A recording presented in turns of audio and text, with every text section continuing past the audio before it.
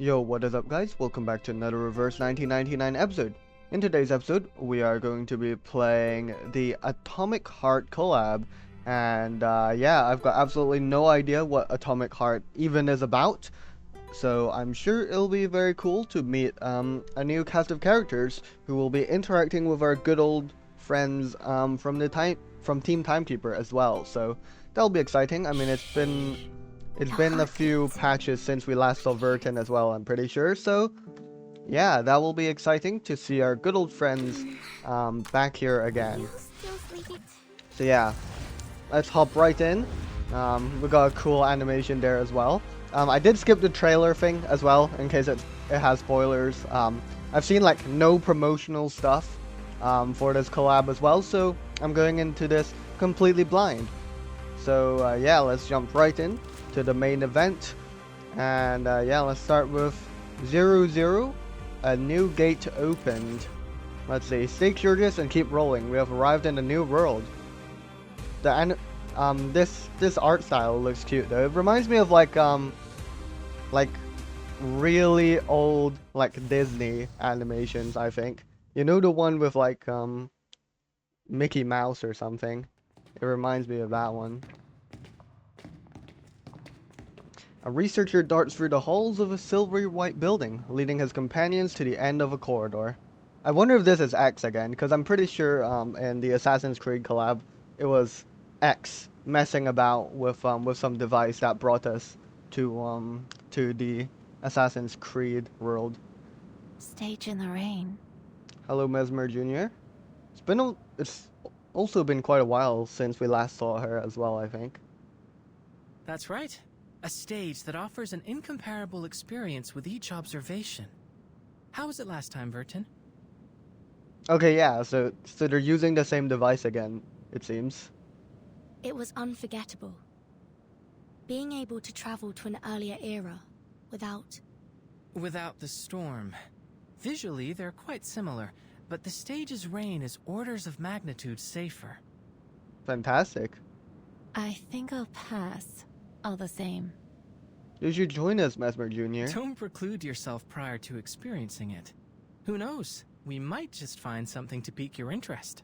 Yeah, like the characters of Atomic Heart and their wonderful world that I know nothing about. Let's see. We're here. Fantastic. Yep, this good old device is back here again. We're in the Lorentz lab. A whole new world, with an untouched, uninterrupted history. Fantastic. I'm looking forward to observing the effects of our interference as they ripple outward into their world.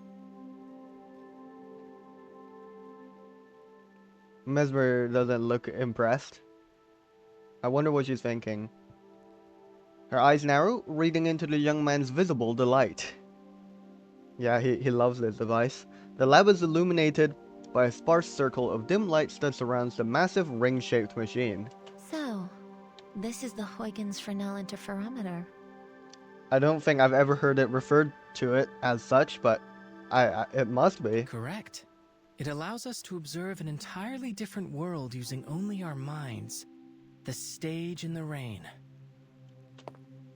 Mesmer Jr. steps forward, inspecting the colossal structure up close. If you'd like a more thorough introduction to the interferometer, I have an observation guide here for you to peruse. Although there's no better educator than first-hand experience, it might help to do some supplemental reading before you get started. I think we already read that in the I still Assassin's haven't Creed made up my collab, mind, but I X. don't remember. I could refuse, you know? She could, but please don't. Because Vertin will be left all alone in there. Actually, I don't know. Are there any other characters who are going to be in the stage in the rain? Does this belong to Laplace? This lab, this device? I've never even heard of this project, let alone used it. Well, this is a Lorentz lab, so Lorentz probably likes to keep things under wraps from good old Laplace. I don't claim to know every piece of equipment in this building, but how was a device of this scale developed without so much as a whisper? That is But true. then, How did they manage no to one hide ever all seems this? to notice when a butterfly flaps its wings. Your pretense for inviting me here was to help you monitor how this stage affects brain activity. Right, I guess that makes sense, because Mesmer Jr. specializes in the somnambulism, which plays around with brain That much activity. makes sense to me, given my research on artificial somnambulism. Yeah. But if I join this project, will it be for your benefit, or... My apologies for arriving Lucy! behind schedule. Oh my god, Lucy? Is Lucy gonna be in this? I mean, I do think she looks like, she resembles, like, the characters are called, like, the twins, who are on the banner right now. The clang of high-density metal striking the floor echoes throughout the room as the awakened approaches. Madam Lucy! Yeah, this is like the first time we've seen Madame Lucy, like, in a relevant situation since, like, the end of, 1.7 or 1.8, I think. Oh, this is an unexpected variable. Incredible. I hope she joins us. The conversation shifts immediately to the arrival of this unexpected guest. Forgive me, X. I was the one who invited Madame Lucy. After our last experiment, I shared some of the details with her. Using chaos particles and the observer's consciousness to simulate a hyper-realistic space. I would be remiss not to participate in such an experiment, given its potential to elucidate the inner workings of awakened consciousness. That would be cool as well. This research presents a wealth of opportunity, not just for a single person or project, but for all of Laplace and researchers everywhere. Fantastic. But I wonder though, I never thought about this, but is Mr. Apple an awakened arcanist as well? I mean, he's literally an apple. So I wonder if they got any data off of that, when they were previously in the Assassin's Creed collab. Her welded metal face scans over the machine, light pulsing from her optical array, a means of expressing thoughtfulness. Superlatively said, Madame Lucy. I hope that puts some of your doubts to rest, Mesmer? He blinks innocently at Mesmer. Now, let's move on to the details of our experiment. The interferometer has undergone some improvements based on the data we gathered last time. Fantastic. We can utilize chaos particle projections to display some probable locations from the environment we'll encounter while immersed in the stage.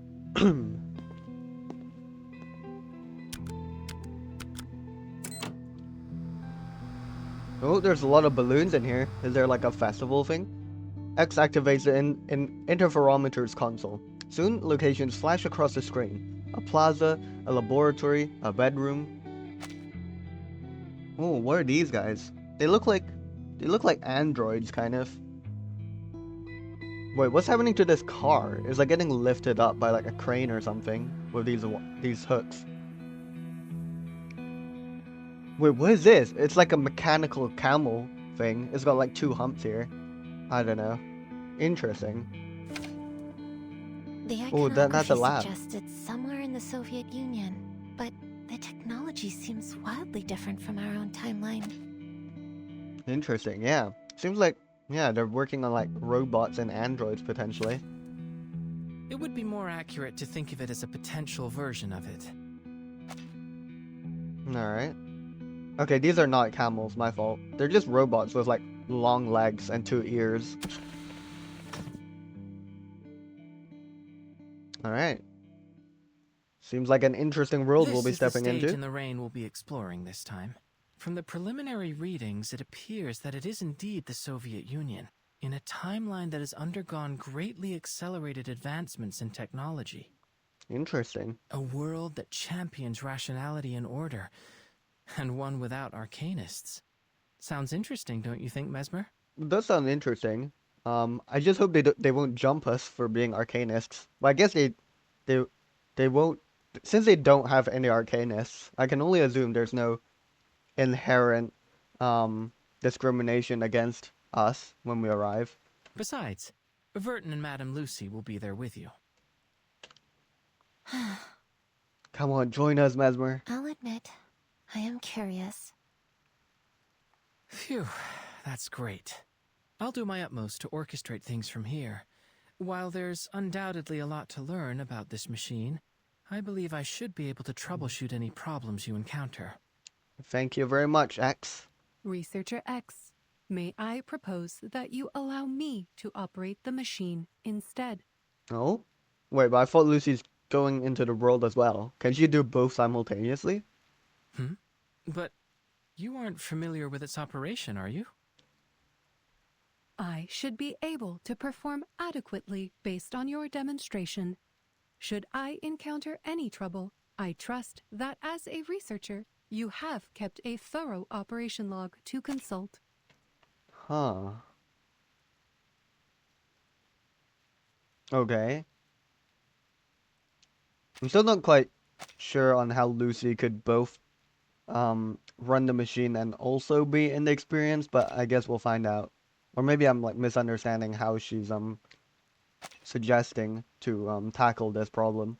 I will be able to learn much more about the interferometer's functionality and the theory behind it if I am operating it directly. The knowledge I gain from it may prove beneficial to other avenues of research in Laplace. Understandable. Go I ahead. intend to relay any data gathered here to researcher Adler when I see him next. Sheesh, Adler mentioned. Shout out. I feel like there are some similarities between this device and the toy box that they've been messing about in the previous main event. Given Madame Lucy's computing power, I'm certain she can resolve any problems we encounter. And it may give Miss Mesmer some peace of mind. Looks like the decision's been made for me. Yeah, sorry, X. No, Lucy is just a better choice, apparently. Unlucky. X mulls over his words, well aware that if he gives up the controls, it will be nearly impossible to hide Institutum Lorenz's secrets. Oh dear. That's not good for Lorenz, I guess. You really shouldn't be hiding Institutum Lorenz's secrets inside this machine, or somewhere accessible through this machine. But then he finds himself looking toward an interferometer. Despite having worked on it for so long, he hasn't ever experienced it for himself. That is true. Okay, yeah, wait, so yeah. Maybe then Lucy is suggesting that because she runs the machine, X goes into the machine instead. An untouched, uninterrupted history. Affecting the world around you is the best proof of your existence. He can personally attest to that. X smiles. All right, I acquiesce to your request, Madame Lucy. Take the reins. Alright, so it seems that X is going to join us then. Following the Awaken's command, the drizzle of raindrops falling within the interferometer halts. Droplets are shivering static in midair. Interferometer activation complete. Looks like you've got a handle on it already, boss. Oh, another thing. Oh. X pulls out a communication device resembling a pager. This will allow us to communicate while inside of the stage in the rain. A little improvement based on feedback from last time. Fantastic. Yeah, this would be helpful. If we encounter any problems during the experiment, we can use it to contact you. Good stuff. She takes the communicator from X. Very well. Please be prepared. The curtain is about to rise. Alright. Good luck, guys. Thank you, Madame Lucy. I'll endeavor to bring you back a souvenir. I will look forward to it. Have a safe journey. Good stuff. Vitals loaded. Activated chaos particles. Come on. We're almost there. Entering the stage in the rain. In we go. Ooh. Oh, that's a cool animation. Polymerized dreams. That's that. We've entered the world. Okay. A new adventure into chaos with controllable risks. Quantum superpositions, simulated worlds, space-time bubbles. We need more data of the stage for further analysis. The Huygens Fresnel interferometer produces sufficient chaos particles to generate virtual yet observable spaces through consciousness fluctuations. Although the mechanism remains unclear, we have no intention of investigating into it, considering the Pandora's boxes we have opened before.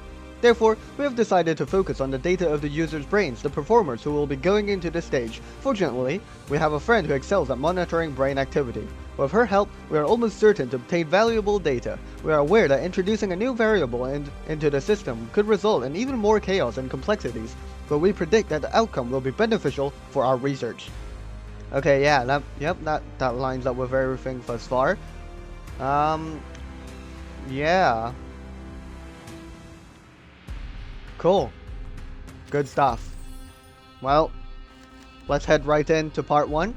Breathing a different air. The skies are clear, no signs of rain. Well, in we go. Let's see what the world of atomic heart is like. Okay, we're in a vortex train, apparently. A maglev train glides along a thin track, feeling almost as if it were weaving through the air.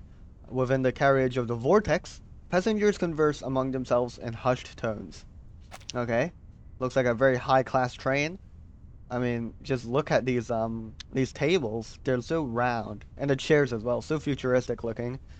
And is this like a chandelier in the shape of like an atom model? Interesting. Can't really see what's outside. I guess it's because the train's moving too quickly. In other words, this material would function something like a fire ant colony crossing a river, fluidly replacing worn-out and damaged sections. Okay.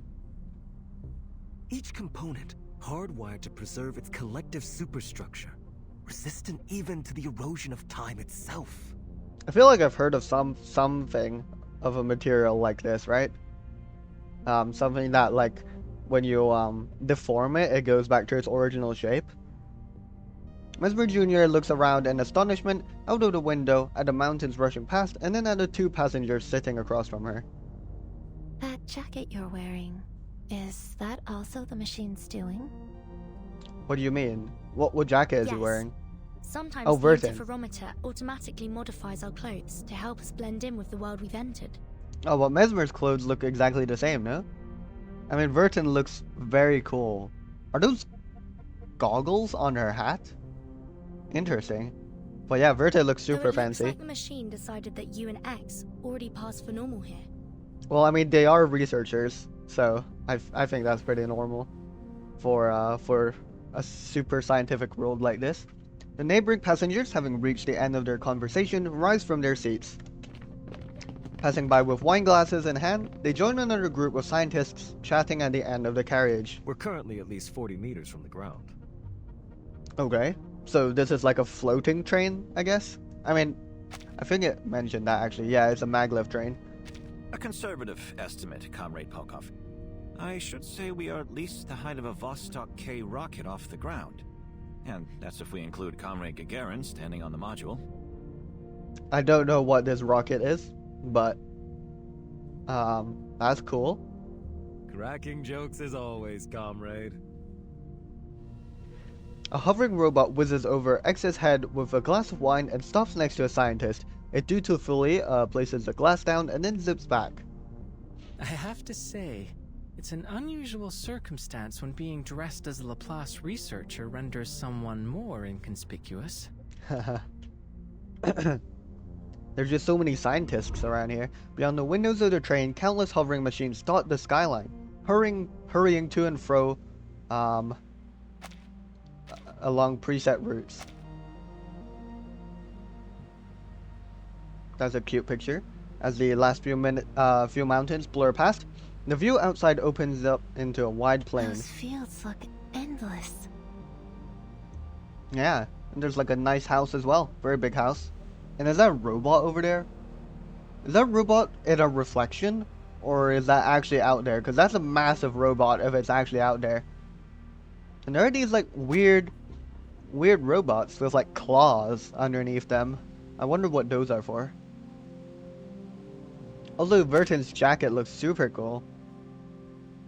Yeah, she's got like DNA across her what is this part of the jacket called? I don't know, but that's a cool design.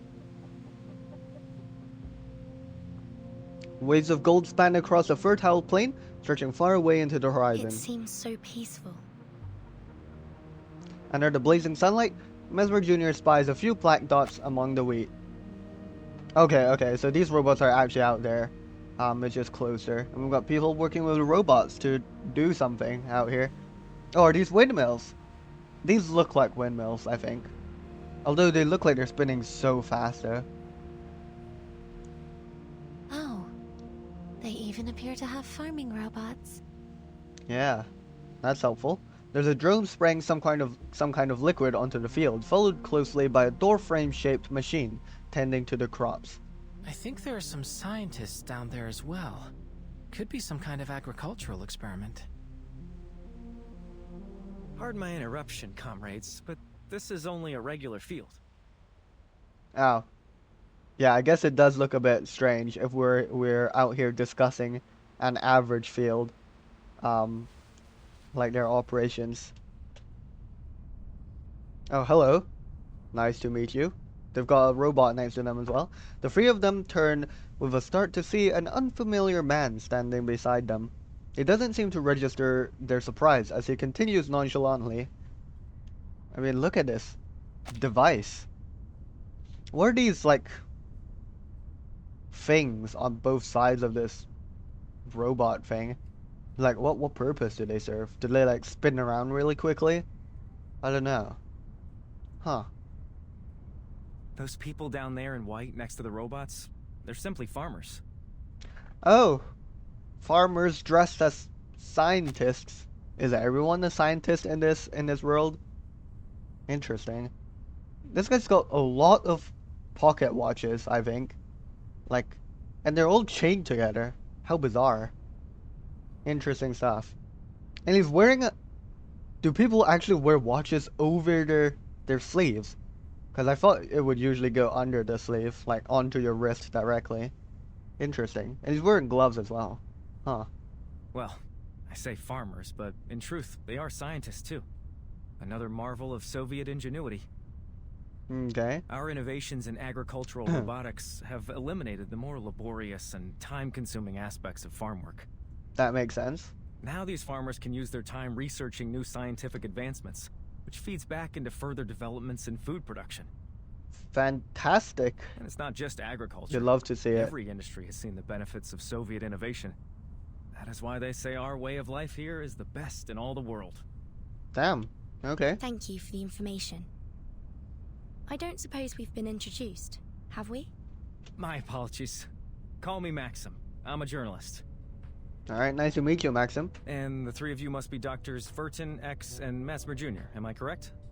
Okay. For some reason we have pre-established identities in this world, and we're doctors. Damn.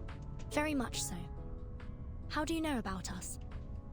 The news of a young yet highly accomplished trio of scientists attending this year's International Polymer Summit has caught everyone's attention.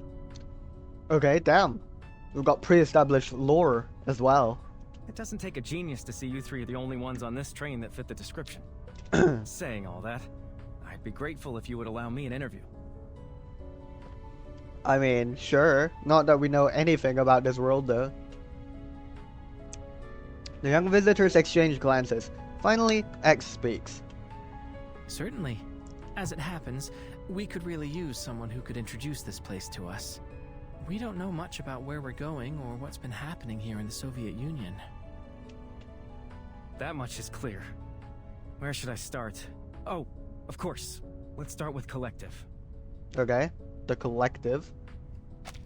Well, I mean, that's helpful, though. This, pre-established lore that we're, international scientists coming from afar, because we get to learn everything, and it won't be suspicious. All the robots you see are controlled by the Collective Neural Network, which ensures their labor is never wasted. Okay. So we've got a supercomputer, basically, controlling all the robots. Who would have thought that robots would become our closest companions? Honest, stable, graceful, calm. They give each and every comrade their undivided attention. With these robots as our foundation, Soviet society began to progress at a relentless pace, maximizing production, removing oppression, increasing everyone's leisure time. A true utopia. Okay. I mean, it certainly sounds like a true utopia. Hopefully nothing goes wrong. Everyone's so happy. Too happy. It seems almost as if we've forgotten the utter misery we went through not so long ago. Okay. That's a bit scary. What happened not so long ago, Maxim?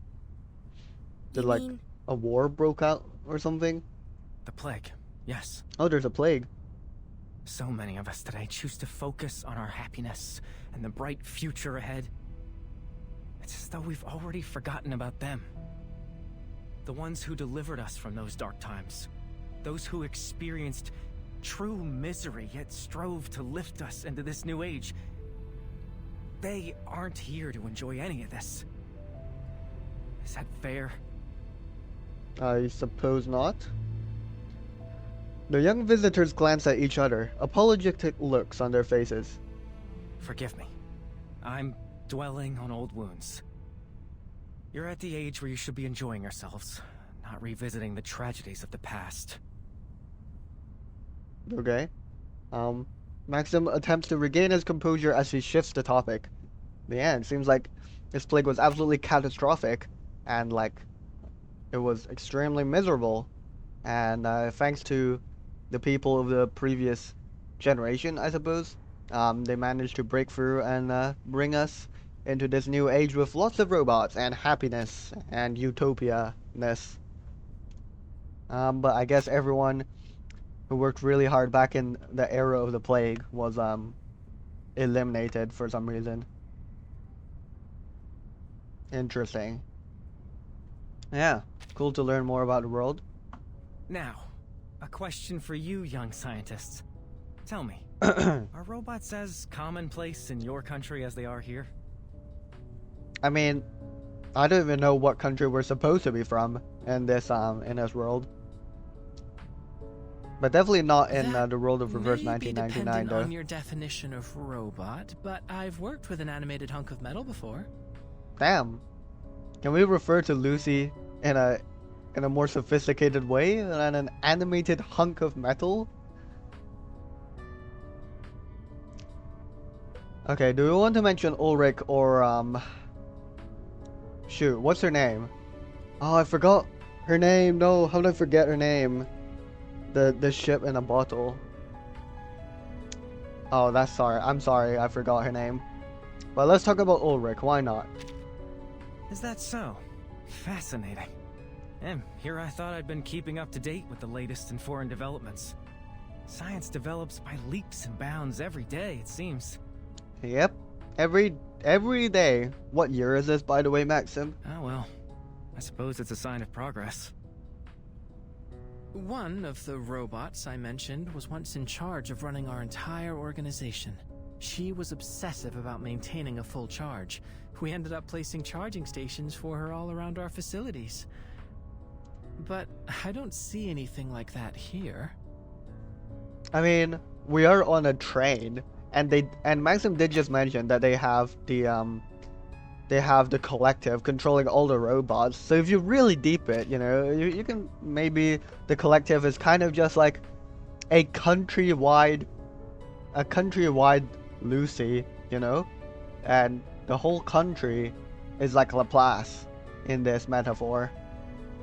And in this metaphor, the collective is controlling everything. So if the collective falls, it would be really bad, wouldn't it?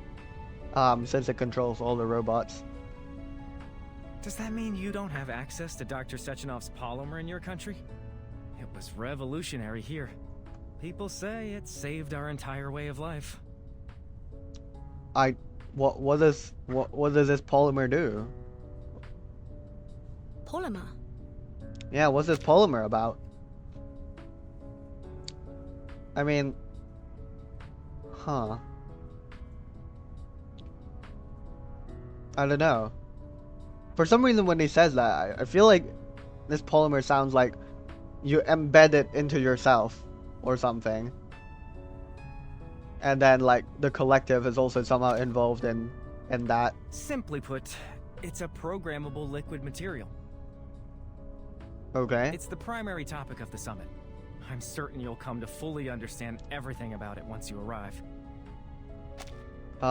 Sure. But what does it do? And, of course, you'll get to see another of Dr. Sessionov's prized inventions. The twins. The twins! They are on the banner. I get the feeling you don't share their enthusiasm. Yeah. Oh, I did not mean to imply anything negative. I should learn to watch my tongue. I fear my lack of expertise may end up confusing you. Yeah, and as a journalist, if you say the wrong thing, you might, I don't know, get fired. I don't know. We will soon arrive at the summit. I advise you to take the opportunity to experience our country's scientific achievements for yourselves. Yeah, that'd be cool. Oh wait, what? Oh wait, never mind. I thought the background cleared up, but no, it's just the table. I thought like these things were like houses in the distance, but no, it's just stuff on the table. But to answer your question, Dr. Sessionov's team developed a kind of functional hydrogen cell. Stable fusion reactors in a polymer casing. That is what allows the robots to function without constant recharging. That's huge, no? That's insane. We just have fusion reactors in a polymer casing for all the robots? That's nuts. Okay. I can only hope that nothing goes wrong with these fusion reactors. I mean, maybe the polymer casing is just a perfect insulator for everything that goes on in the reactor. That sounds like the perfect gift for someone we know. What, give them a fusion reactor? That sounds kind of dangerous. Attention passengers, the train is now arriving at its final stop. Please collect your vehicle activation code from Rafik, and a turbine will transport you directly to the site of the International Polymer Summit. Okay. Rafik? Who is Rafik?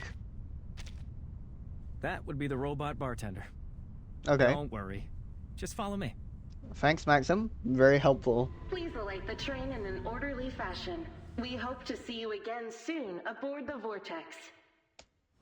Good stuff. The maglev train comes to a steady stop. As the young visitors follow the crowd of scientists moving toward the exit, they spot someone struggling to stay upright in the queue. Is that scientist drunk? We got drunk scientists heading to the summit. That seems kind of bizarre. In front of them, there's a scientist slumped against his friend. His eyes are unfocused and his words slur together. Kids?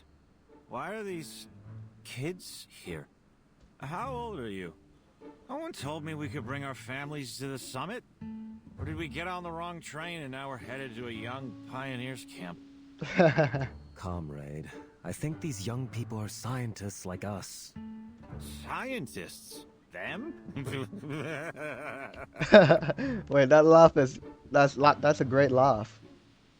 At least we had the good sense Very not to slurry drink laugh. ourselves silly before an important conference.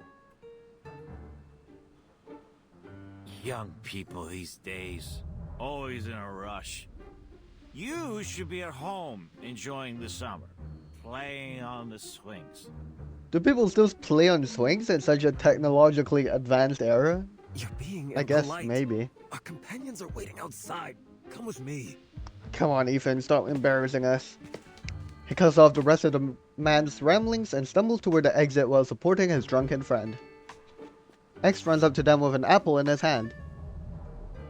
Hold on. Why don't you have some fruit? He looks like he could use it. Thank you. I'm sorry for his behavior. The scientist picks up his pace in dragging his colleague away from the embarrassing scene. Alcohol can have medicinal benefits, in proper dosages. Maxim furrows his brows, visible frustration on his face. He pats X on the shoulder. Don't take any of that to heart, friends. Next stop, the exhibition hall. And welcome to Facility 3826. Okay. 3826. They must have loads of facilities then. At This least way. multiple That's Rafik, thousands, it the seems. one in charge of the activation codes. As Maxim approaches, the robot's optic sensors begin blinking rapidly, mimicking a human's skeptical squint. Requisition approved. Here's your vehicle activation code. Have a safe trip. Rafik has a good voice. I like his voice. Maxim leads them with a wave. Rafik turns to the young visitors and starts scanning them for identification. Do we have Wait. identification? Our identities. Well, yeah, it seems like we've got pre-established identities for some reason in this world. But do we have the matching IDs? Nothing to perspire over. We won't need any scanning, Rafik. I've already got a key. Okay. X waves his hand, dismissing the robot's scanning eyes. Then, in a flash, he produces a vehicle activation key from his pocket. Where did you get that? It always pays to be prepared and to keep your eyes sharp. This is the International Polymer Summit, after all. Where did I he get assume that that? means you took it from someone else? Yeah, I assume he took it from that drunk person, which is why he offered up the apple. It's either Alexei or Ethan he stole it from, perhaps. Wait, when you gave them that fruit, did you? Damn, the sleight of hand. Shh.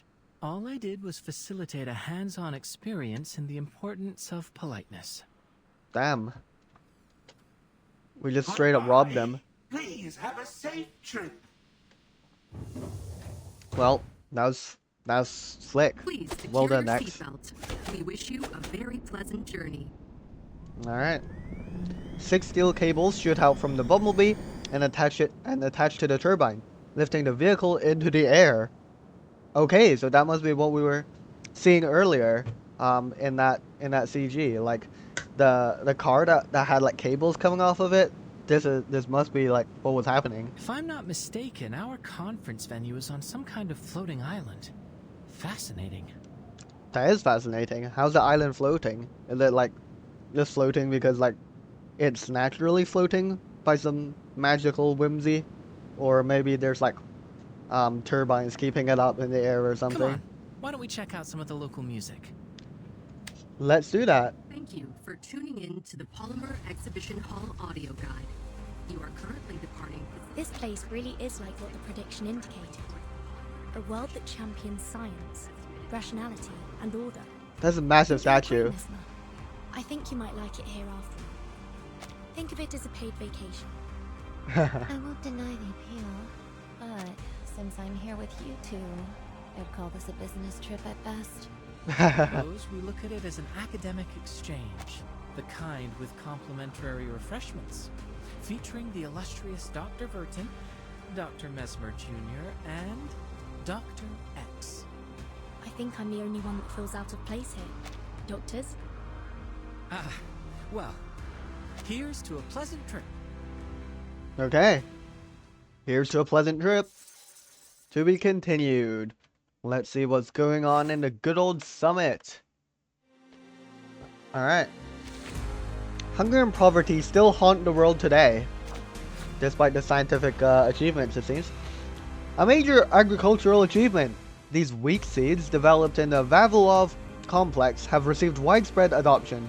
At the stage, increasing crop yield is but a rudimentary goal. Our nation's scientists are now working on improving crop adaptiveness to eliminate hunger on Earth and bring us one step closer to terraforming Mars. Damn. Note that a large number of Bumblebee drones will be delivering new farm machinery and organic polymer to the croplands today.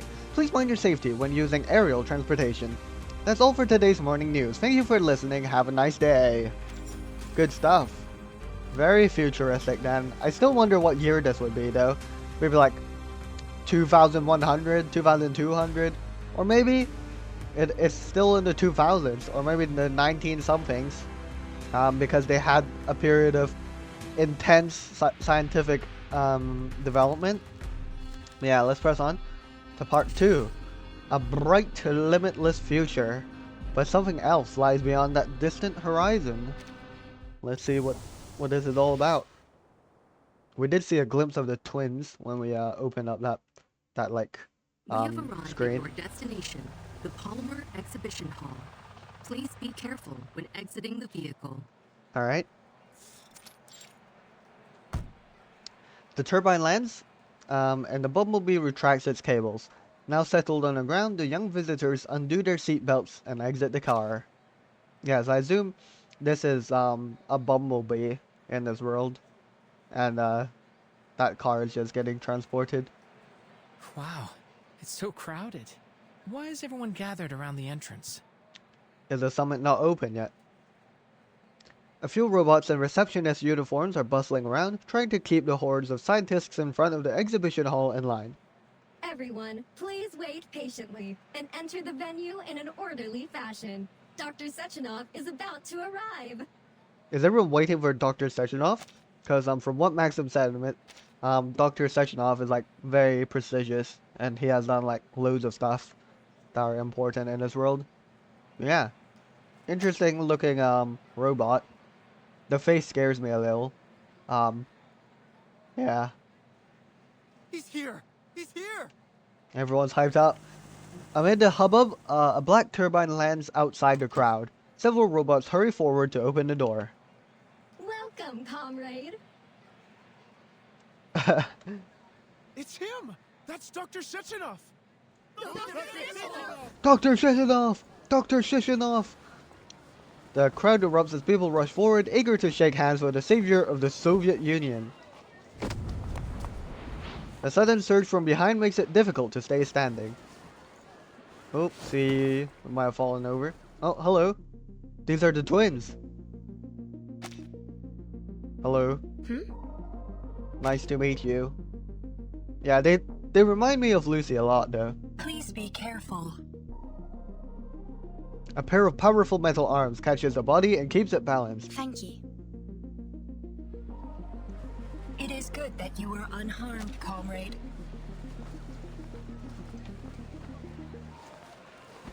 Having resolved this minor incident, the two robots return to Dr. Shechenov's side, helping him navigate the crowd. Please don't push everyone. Oh, look at him. You must all be He looks pretty patient. cool.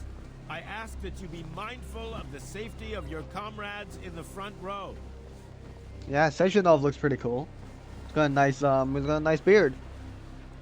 As Sechenov enters the venue, the scientists follow in after him, draining the entryway like water through a funnel. That must be Sechenov. And I suppose those women were the twins. Seems like a it. logical hypothesis. Oh, Vertin, we do have a slight problem. What is the problem? Do we not have like, I don't know, like actual tickets into the summit or something? Oh, the communicator. Must have slipped out of my pocket during the commotion. By the time I found it again, well, it seems to have failed a few rapid percussive tests. Oh, there. Which means we've lost our only way to contact Madame Lucy. Well, I mean, that sucks, but I guess this is just a repeat of what we did in the Assassin's Creed collab. So we'll just tank it and hope that everything goes our way. Unfortunate, but we'll fix it later. We should follow the crowd into the exhibition hall for now. That's true, we could just fix it. I mean, this place is scientifically advanced. We could probably do it. Luckily, we do have two scientists on the journey with us, so that is helpful. Oh my god, we got these little fellas. I don't know what these things are called. These little doll shapes. I didn't read that. As the visitors cross through the front doors, the entire gallery opens up before them. Streamlined, recessed strip lights. The invention of polymer and its uses. The properties of polymer. The establishment of collective. Alright. Okay. So we can learn more about the polymer and the collective. That's fantastically helpful. What does it say up here? Muisiv?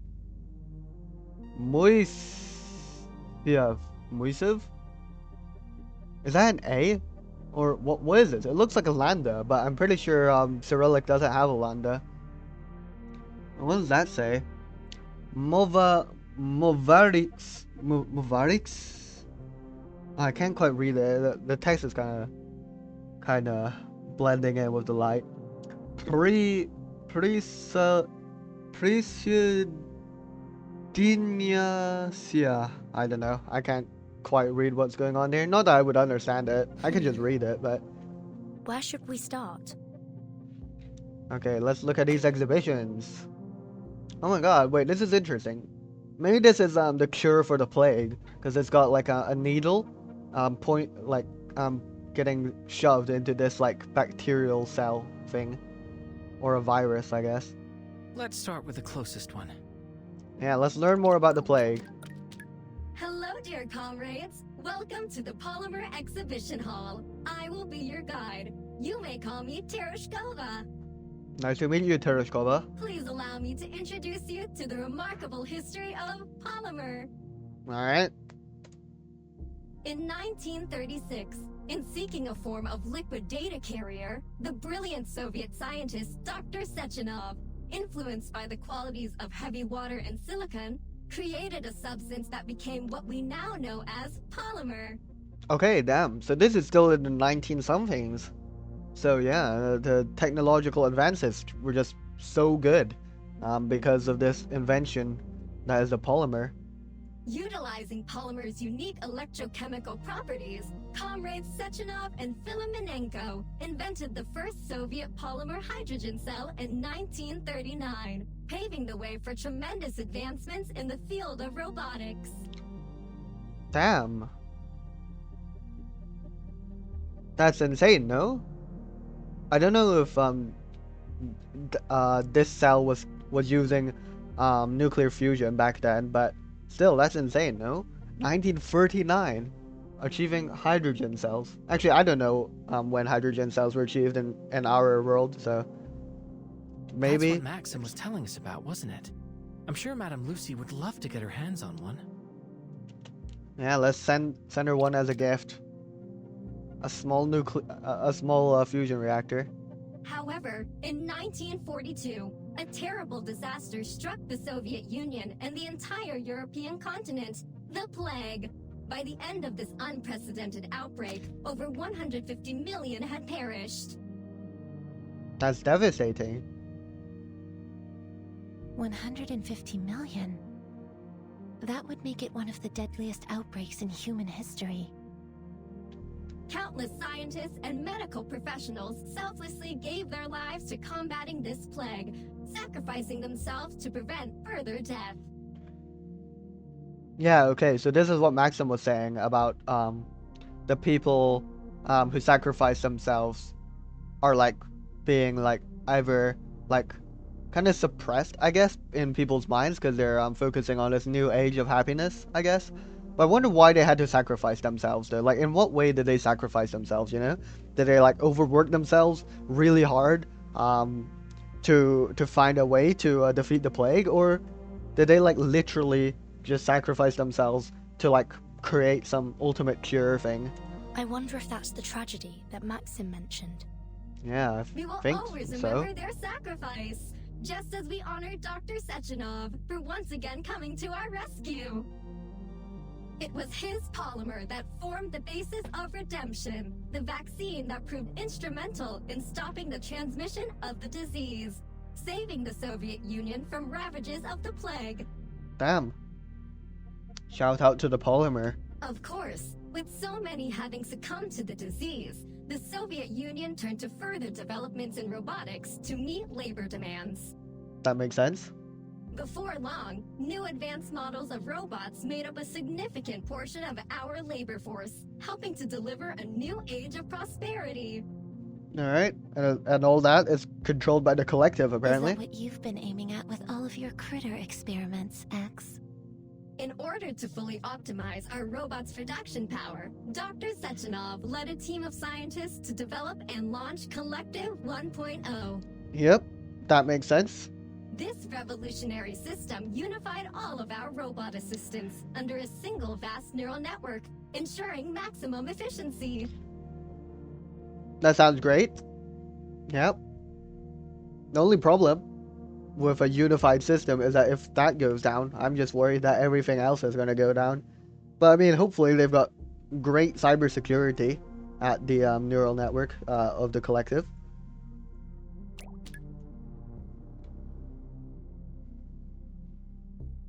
Then, in 1950, Dr. Sechenov astounded the world with yet another development, a means of incorporating polymer into the human body, a process called polymer assimilative adaptation. Oh, what? That's what I was talking about earlier when Maxim was talking about the what was it? Earlier when Maxim was talking about the robots not needing charging. I thought, like, for some reason I thought that he was talking about that humans might have also been incorporating polymer into them, and so they might also inadvertently be controlled by the collective in some way, to optimize their like work life or whatever. But yeah, it seems like they're actually doing it, so that's cool. I'm also scared of this though. This also seems a bit dangerous and risky. It is with this assimilative power that we can now implant interface devices directly into the human body, allowing people to connect to Collective 1.0 and control robots using their minds. Yeah, okay. Yeah. This sounds helpful. I'm just worried if anything goes wrong, it would be terrible. Especially Collective. Like, now it seems like if something bad happens to Collective, both humans and robots could be impacted by this. This technology holds the potential to establish a shared database of human minds, granting humanity unprecedented access to knowledge. This is really scary stuff though. Like... And we are proud to announce that this potential will soon be realized with the coming launch of Collective 2.0. I don't know, I'm just really worried that something could go wrong to the Collective, but maybe we're gonna get a happy story, and maybe the Collective will just play a back role, a side role in this, and there won't be any need for any conflict regarding the launch of Collective 2.0. Tapping into an entire neural network in an instant. It's a daring vision. I would be cautious. There's no telling what that kind of process could do to the human brain. That is true. Ooh, we can like explore.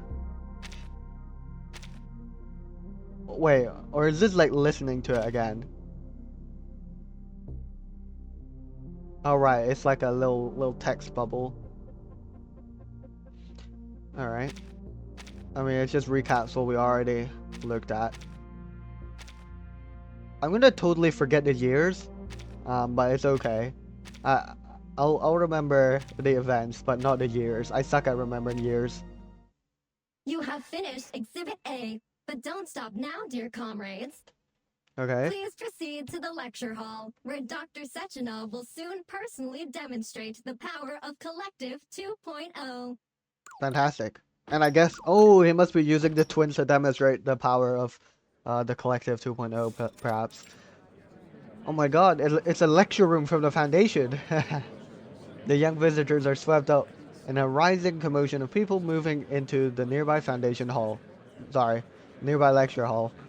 There at the center of the crowd is Dr. Sechenov, standing above them at a podium. Many scientists are already seated, talking amongst themselves about the exhibits. The young visitors shuffle back into the back row. Huh? Is that Maxim? I mean, he is a journalist, so I'm sure he's here to get some stuff for the press.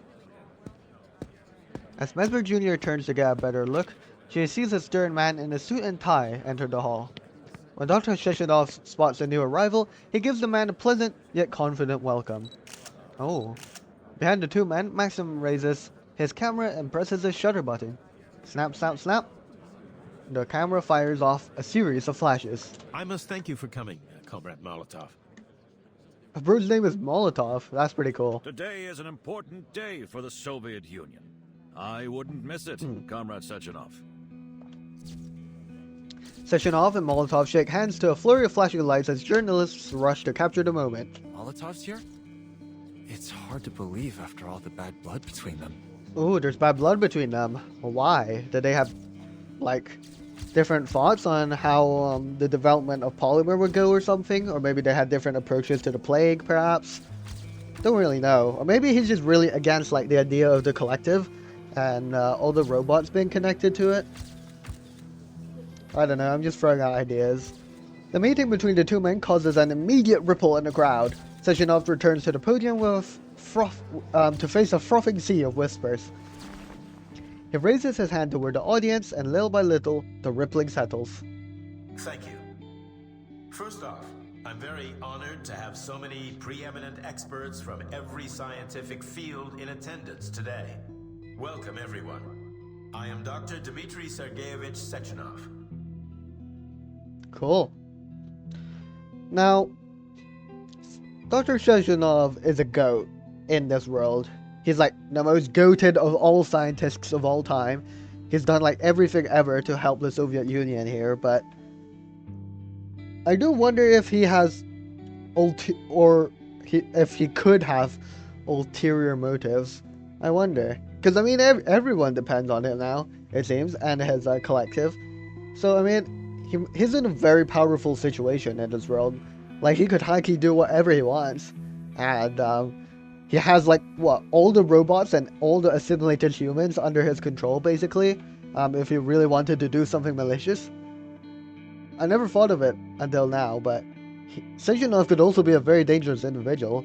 I wonder if like the government or whatever would be keeping eyes on him, just to see he doesn't start trolling everything. We all understand that there are times when a single discovery can turn the entire scientific world upside down. Yeah, and since like Sechenov has had like the same discovery, but it like the one discovery like cascades into like saving multiple world like threatening events. But every great discovery must be built upon the knowledge of countless predecessors that rests at its foundation, to say nothing of luck, before it can be published and preserved for all time. My achievements have never been solely my own. Only by standing on the shoulders of our forefathers have I gotten the chance to gaze upon the limitless horizons of science.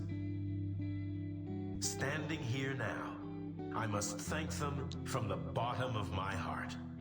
Thank you. Thank you. Good stuff. The audience breaks into roaring applause. But I also wonder now that I think about all these incredible achievements of Sechenov, I wonder how he actually discovered the polymer. I wonder if like, yeah, I don't know. I wonder if he like naturally came into developing it, or maybe, I don't know, some unknown entity granted it to him or something. Because it seemed, because the polymer seems ridiculously helpful for like multiple discoveries. First off, in the hydrogen cells and miniature fusion reactors, and also the vaccine that comes out like what, like 6 years later. Like that seems pretty convenient as well. But yeah, I'm probably thinking into it too deeply. It's probably not that deep. Sechenov is probably just a goated scientist back then and just found this polymer. 19 years ago, when my team and I invented polymer, I had already foreseen its boundless potential. Okay, so it's like 1950 something right now, I think. A perfect synergy of mathematics, logic, physics, chemistry, biology, and other foundational studies in equal part, constantly pushing the frontiers of humanity's scientific exploration. I mean, this is also kind of interesting, no? He said he has already foreseen its boundless potential. Like that only like suggests to me that he could also be aware of what this polymer could be doing in the future already, for some reason. If like, I don't know, some time traveler gave it to him or something. Probably not. But yeah. How suspicious, Sechenov. Bringing us to this historic day, where I have the honor of inviting every one of you to participate in this preview of Collective 2.0. I'm probably just hating on Sechenov for no reason. There's probably no suspicious event in the past that led to his discovery of the polymer and everything. But what if there is?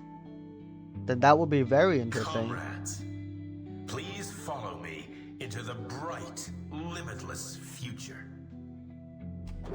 The audience stirs as small metal platforms emerge from their seats. As they reach their intended positions, each platform opens to reveal a golden hemispherical device. Hmm? What is this? What's this?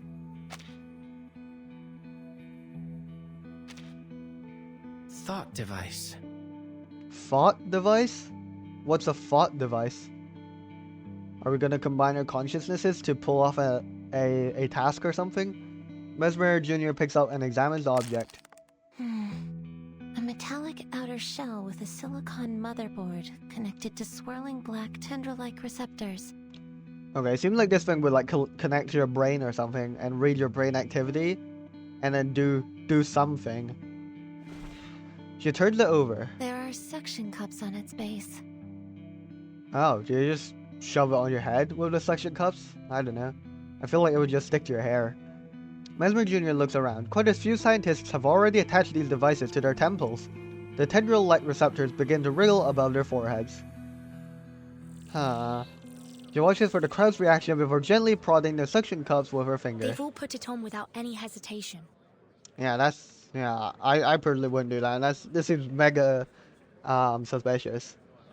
I don't know. I guess this would be like a little like tester, like demonstration of like Collective 2.0, I guess maybe, of like merging everyone's like consciousness or something through the Collective 2.0, and then that can like, I don't know, carry out a task, maybe involving the twins as well, because they were going to be used in the demonstration, I think. So maybe like the group of people could like use their brain activity to get the twins to do stuff. I don't know. But the twins also seemed a bit autonomous earlier, so I don't know. Maybe they're controlling something else. No adverse reactions either. Looks like it doesn't hurt. They continue watching the other scientists, only to realize X has already stuck his device to his temple. Damn it, X. We could have waited a bit. Hypothesis confirmed. Mounting the device does nothing to activate it alone. Okay. That needs like external activation, perhaps? The unresponsive thought device falls into his hand. Counter hypothesis. It may only work on polymerized people. Okay, that would make sense. Yeah, I think that makes sense. What are you doing? X injects himself with a syringe of clear liquid. What? Where'd he get that? It makes sense. If the plague was ended by mass polymerization, most of the attendees here would already have polymer in their system. Oh yeah, I guess. But we don't. That's true. You injected yourself with that redemption vaccine? Where did you even get that? For real, did he just steal it off the exhibition or something? The exhibition hall's got samples of everything, and I've always had a knack for collecting odds and ends.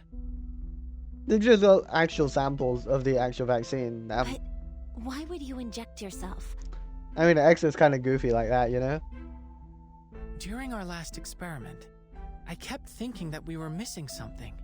But now, I finally figured it out. Okay. We don't belong in this world. That is true. Even if we change our appearances, at our core, we're still outsiders. But perhaps by injecting myself, I can truly become an influencing factor in this world. I mean, that's great and all, X. But this is kind of risky business you're doing here. What sort of chain reaction will this set off? I'm excited to find out. Bruh. Okay, well, I'm a bit afraid of what could happen, but X opens his hand, revealing 2 more syringes of polymer. Oh my god. Plus, if we don't inject ourselves, we risk exposing our identities. That is true. For some reason we do have pre-established identities. The choice is yours. I should have expected this. Typical Arcanist behavior. Why don't I just hold on to these potentially dangerous substances for now? Please try to exercise a little more caution in the future, Dr. X. For real.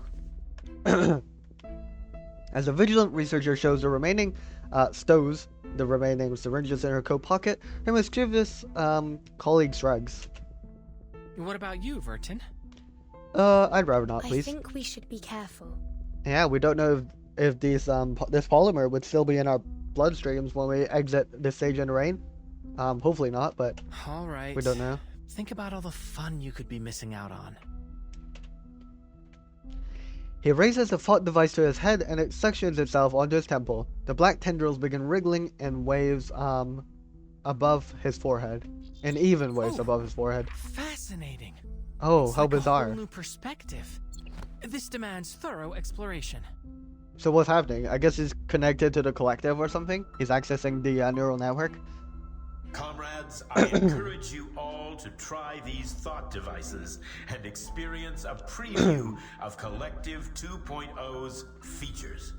All right. Dr. Sechenov, please allow me a question. Collective 1.0 has already saved our citizens from a disaster. But now you're aggressively pushing, pardon my wording, for the launch of Collective 2.0. Why could that be, I wonder?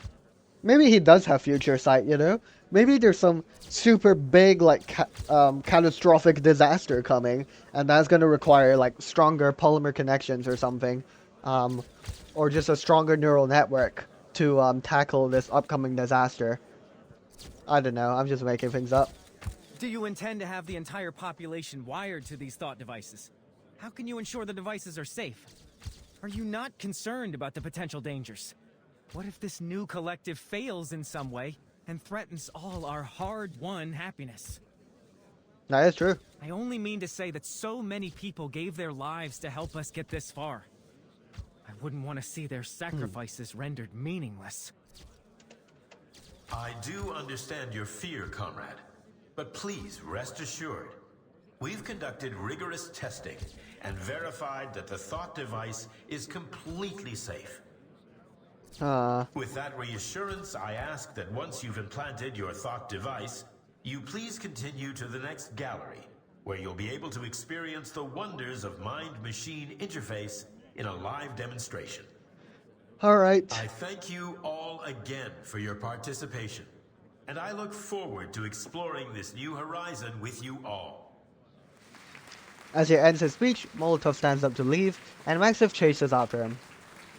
Sechenov busies himself in a round of handshakes and introductions as he steps down from the stage and makes his way past the audience. The twins follow close behind him.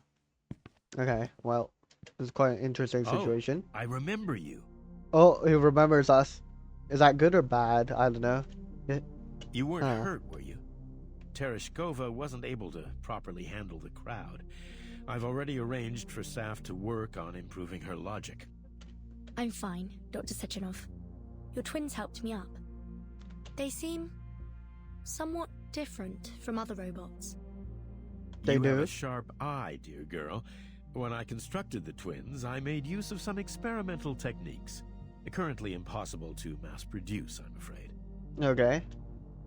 The robot assistants stand waiting for Dr. Sechenov's command. Their sleek, powerful frames silent, yet passively imposing. Yeah, they look cool. I wonder why this one gets a jacket, but that one doesn't. Maybe just to separate them out. The epitome of both science and art. A perfect fusion of power and beauty. I think of them as my greatest creation. They do have a rather reassuring presence. Yeah. Maybe you could give them faces to make them look even cooler. I don't know. I mean, they look pretty cool already. Sechenov smiles with a nod before changing the topic back to the visitors. I heard there'd be 3 young scientists joining us today. To be so accomplished at such a young age is something worthy of respect. Yep. Just please don't ask Vertin what she has accomplished, because she's not actually a scientist. If you run into any trouble today, please don't hesitate to tell me. I'll do whatever I can to assist you. Oh, as it happens, I think we actually could use some help. Okay. Oh yeah, our communication device. X pulls out the broken communicator. Do you have any idea where we could get this device fixed? Yeah, hopefully we can fix that communicator. That would be huge for us. Alright, let's press on to part 4. Sorry, part 3. Let's read these things first. International Polymer Summit. We stand ready to bring these technologies to the world for the betterment of humankind. Dear friends, researchers, and comrades who care for the well-being of humanity, welcome to the International Polymer Summit. We sincerely invite you to visit our complexes, the Soviet Union's most advanced scientific facilities. You will discover the most cutting-edge technologies of our era and witness how they are integrated into everyday production and life to truly benefit every learner and worker. From genetic engineering in agriculture to robotic automation in industry, from the transmission of knowledge and experience to breakthroughs in thought and computation, the great foundation behind all of these achievements is a central focus of this summit: polymer. We are delighted to share and promote these technologies for the benefit of humanity across the world. Visitors are kindly requested to collect a vehicle activation key from the nearest Rafik and travel by turbine to the summit venue. We look forward to your arrival.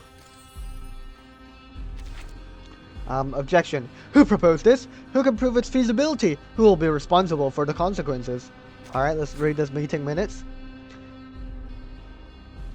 As a representative of the Politburo, I have serious concerns about the safety of Comrade Sechenov's proposal. Not all innovations are beneficial to our country and institution. We have learned from history that technologies, especially the most advanced technologies, can cause enormous disasters if left unsupervised. Do we fully understand the technologies involved in this proposal? Is there a regulatory body to provide proper oversight? Is Comrade Sechenov able to take the responsibility for the possible consequences? Until these questions can be answered, this proposal should remain in a laboratory. I believe what we currently have is enough to serve our country and society. This is from Yegor Timofeyevich Molotov. Okay, so this is why Molotov is at ends with Sechenov, because he thinks it's unsafe. So that makes sense, I think. It certainly seems risky, I think. What Dr. Sechenov is doing. Let's press on to part 3 though. Her. Access granted. Alright. The airtight door opens with a hiss, revealing Tereshkova and the young visitors. Welcome, comrades. This is the assembly room Dr. Sechenov recommended. There's some weird humming in the background. The room is blindingly white with a capsule-shaped window. A large refrigerator-like machine sits in the corner.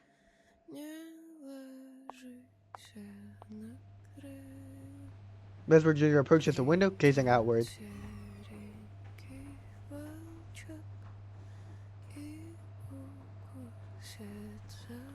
Beyond the glass is an enormous production facility. Mechanical arms attach components to the metal frames and a long assembly line, building new robots piece by piece. Incredible.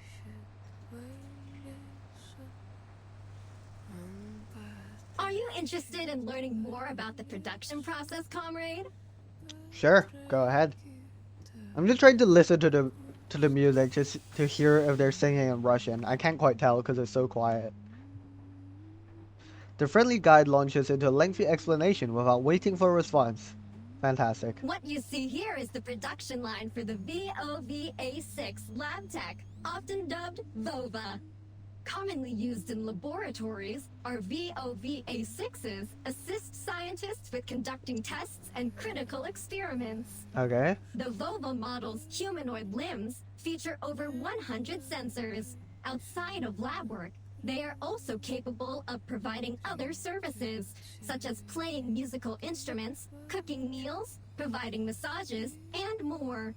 That's pretty helpful. Some people even treat their VOVA as a personal companion. In fact, our artificial intelligence models mean they are entirely capable of serving as your very own robotic friends. AI friends. Incredible. As if overjoyed at the prospect, Tereshkova raises her arms and twirls in a mechanically perfect circle. Hold on. What's that sound? And we're here to find a repair vendor. Where is it? Oh, some kind of performance art, perhaps? What? Oh, like that background music? It's like performance art, she's saying? The robot moves over to the machine in the corner, looking it over almost as if it were curious. Why was she moved over here? Comrades, this is your repair vendor. The fridge. Oh, I heard something about a character being a fridge. Interesting. It's got like a infrared scanner or something up there. Interesting. Wait, do you think you can run Clash Royale on this smart fridge? Do they have Clash Royale in 1950 something? I don't think so. That's unlucky. X curiously approaches the red rectangular machine and taps its black touchscreen. Access granted. Oh? Oh. This machine is a multifunctional repair device, suitable for indoor use by our staff. Incredible. Other than basic repair functions, she is also able to repurpose raw materials into whatever tools you may require. That's incredible. Amazing. Well, let's give it a whirl. Look at how happy he is. He still has the suction cup attached to him as well. X offers the broken communicator to the repair vendor. After her receptors detect the device, she opens her door and swallows it. She opens her doors and swallows it whole. Fantastic. Unidentified object detected. Initializing analysis. The repair vendor begins rattling and shaking, her doors swinging erratically on their hinges. This is an abnormal reaction. How strange. My database has no record of any comparable circumstance. I mean, our device is from another world, so it would make sense that the database doesn't have anything for this. You know, I really shouldn't be accepting unknown inputs from strangers. Why is she saying it so... Why is she saying it like that? Yeah. Oh! A stranger is just a friend you haven't tasted yet. Please don't eat me. I'm sorry. The repair vendor's doors burst open, and several metal tendrils erupt from her interior. Watch out! Watch out! Oh, we're gonna have to fight the fridge. GG. That was scary. It just jumped us. This is a horror game after all. The fridge is floating on the ground. How's it doing that?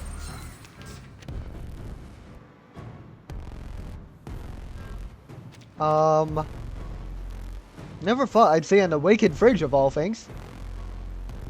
Perhaps you will be the second variable in our experiment. Variable? I suppose you must be referring to my heart. What can I say? I'm passionate. Well, I think you've already demonstrated that conclusively. Since when do overgrown fridges have hearts in the first place? Oh, don't be so grim, Sourface. You're young. You should be having fun, living wild like me. The fridge is kind of freaky. I don't know how I feel about this. Well, we did it. We defeated the fridge. Terminate all further physical violence at once, Nora. Who's Nora? Is that the fridge? Twins? Haven't you two cold-hearted rust buckets heard of a thing called privacy? You weren't invited. Yeah! Well, we did it, guys. Vampires don't just thirst for blood. We crave victory, too. Good stuff. Okay, that was a bizarre Detecting abnormal encounter. behavior from Nora. Requesting control. I guess Nora is the identification code of the fridge model, I guess. Sorry, is this twin's name left? And I assume the other is right? I mean, do they always stand with one on the left and one on the right? Rebooting Nora systems. Reboot complete. Okay, I can't tell. Is this left because they're on the left of our screen? Or is this left because to them, she is standing on the left? I can't quite tell. I didn't know a fridge could cough. The refrigerator doors swing open with each cough. Her metallic tendrils wrap around the repaired device and fling it onto the floor. No, don't break it again. What was that? That was the worst thing I've ever tasted. Metallic and yet almost woolly and wrong. Just plain wrong. Come on, give me something to really savor. We've managed to make the fridge sick. Kind of. The repair vendor's doors open a little, and her metallic tendrils tentatively sliver out of the gap. I don't suppose there's a way to make her sound a little less. Well, just a little less that. The repair vendor's speech algorithms are not within our direct control. Perhaps we can manage on our own. I've seen an arcane skill that can modify a person's speech based on the caster's wishes. Oh damn, that's pretty cool. I'm not familiar with how to cast it. Try contacting Madame Lucy. She may know the incantation. Good idea. It'll also give us the chance to check the repair vendor's handiwork. Yep.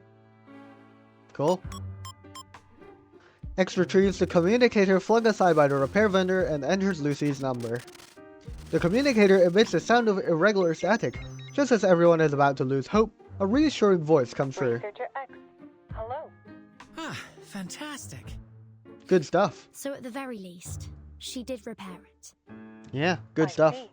I will process your request.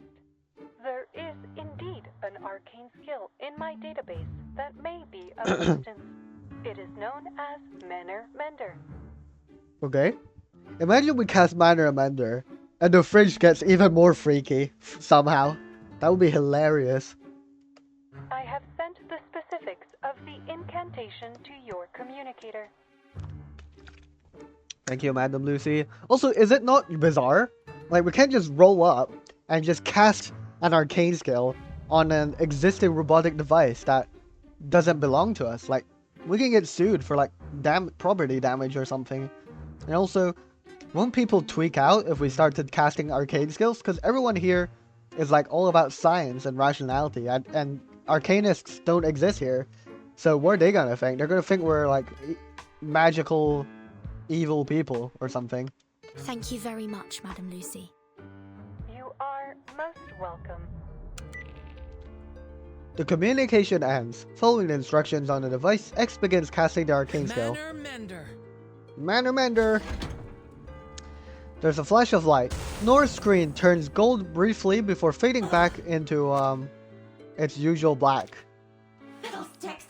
What did you do to me? Oh. My mind! It's time for class, kids! What's happening? Yeah, I don't think it's quite working. Think of it as installing a language patch. How rude! You're not welcome here anymore! This repair vendor is closed! Yeah, that's respectable. I mean, we quite literally just showed up, and then we kind of just tweaked with Nora's language modules for quite literally no reason. I mean, she did try to attack us, I guess, but she does sound freaky, but well, too bad. Nora retracts her tendrils and slams her door closed with a bang. We will need to investigate the cause of your abnormal behavior, Nora. Please cooperate. Okay, they're just nonchalant about us literally casting magic in front of them. That's cool. The refrigerator doesn't respond. Even her internal mechanisms have stopped moving. The twins turn to each other. Prepare to initiate forceful investigation procedures. Okay, so this is right. Okay, so it's from their perspective then. This is left and this is right. Cool. Wait. Wait, what are they doing? They're investigating us for casting magic, aren't they? The toll robots turn to X simultaneously. How about I try something with Nora? I can directly connect to her using this thought device. It's the perfect chance to try out the features of Collective 2.0. Ooh, that would be cool. We can see what it does. Dr. X, things are already complicated enough as is. Let's leave this to the professionals. Yeah, I think X just wants to fool around, to be honest. Don't overly activate your disquietude. You still remember the topic of my research here, don't you? I can't pass up this opportunity. Okay, bro. If that is what you request. The robot's approval leaves little room for Mesmer to argue. X nods in satisfaction and touches the device on his temple. Squirming black tendrils reach out and connects to Nora's control panel. Oh. Wow. Looking through Nora's primary functions, there's been some scintillating things uploaded to her database. Let's set the complicated data aside for now and try using a mental command. Alright. Nora's screen cycles through her various settings as X navigates her menu with his mind. Very cool. Everything looks normal so far. It seems like the restart successfully cleared the errors in her code. Okay. No, hold on. There's an abnormal entry in the access log. Ooh. Hey! What are you doing, you cad? This is no way to treat a lady! For real, this is kind of rude, to be honest. Ooh. He got electrocuted. X yelps in pain and rubs his temple with his palm. Nora forcefully ejected me. Felt like getting slapped across the face. I told you already. This repair vendor is closed. She has some very colorful responses. Is that her default setting? Can she really refuse an inspection like that? I mean, first off, we are just random researchers who have randomly showed up to this summit. All robots in this facility are linked to the collective neural network and are not permitted to disobey human commands. Okay, so Nora is just goated like that to be able to disobey human commands. Considering her prior combative behavior, she is evidently malfunctioning as well. No, don't get rid of her. What? Have you got a problem with a woman who speaks her mind? I just think that from a pure safety standpoint, and considering our current situation, this feels like a mistake. Doesn't a lady have a right to her own feelings? Ugh. What about you two? You must have some thoughts on this. We do not have an answer for you at this time. Bruh. How disappointing. I bet you've never even bothered to feel an emotion. Comrade Sechenov did install emotional expression modules into our platforms. Okay. Doesn't seem like they're using them right now though, so. What a waste to put them in, you frigid ice queens. Ignoring Nora's insults, the twins step forward. Regardless, please report the details of this abnormal request in your access log, Nora. Nora slams her doors shut, seeming almost like a child throwing a tantrum. I have no idea who made that request. All I know is that ever since that entry appeared in my log, I've had no patience for anyone toying with my emotions. Interesting. Now, stop pestering me with questions. I've already told you everything I know. Situation documentation successful. I wonder who would have tampered with Nora here then. Comrade doctors, we deeply apologize for your exposure to this incident. Yeah, please pay me loads of money, please, for compensation. Dr. Sechenov has expressed his concerns about your safety. Please follow us. We will escort you to him. We keep getting, like, to be able to meet Sechenov, even though he's, like, such a high-profile figure. That's fantastic. We can meet him. What's next on the schedule? Will we get to interact with even more robots? Comrade Sechenov will arrange an itinerary for you. Damn, personally. That's super handy. Oh, what just happened? As the young visitors are about to leave the assembly room, they are interrupted by a blaring klaxon. An alarm seems to have been set off. Crimson warning lights bathe the entire assembly room in red. What's happening? Yeah, what is happening? Something's gone wrong. Maybe with Collective 2.0?